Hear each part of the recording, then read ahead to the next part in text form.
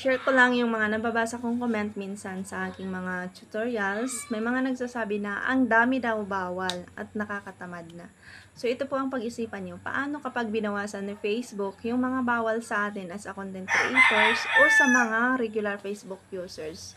Paano kapag ito yung mga ipinagbawal niya, yung intellectual property, yung kukunin na lang ng iba, yung mga content mo, at hindi sila magkakaroon ng violation, tapos ang nangyari ngayon ay sila pa ang mas nakinabang sa content na pinaghirapan mo. So, hindi ka naman siguro matutuwa kapag ganun ang nangyari. Paano naman kapag pinayagan niya yung mga ganitong content about sexual harassment, nudity, or yung mga suicidal content? So, kahit ngayon po na maraming ipinagbabawal si Facebook, ay may mga nakakalusot pa rin mga ganitong content.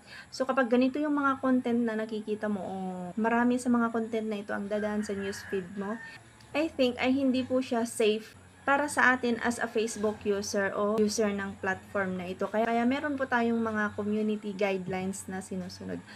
So, yung mga ganitong content po ay hindi po makakatulong sa atin. Yung mga pinagbawal ni Facebook, hindi po siya healthy sa ating mga isip, lalong-lalo na po sa mga bata. At ang mga policies and guidelines ay ginagawa po yan para ilimit po yung mga paggamit natin sa kanyang platform at para makapag-share tayo dito ng mga makabuluhang content na makakatulong din sa iba at hindi para makapanira ng iba.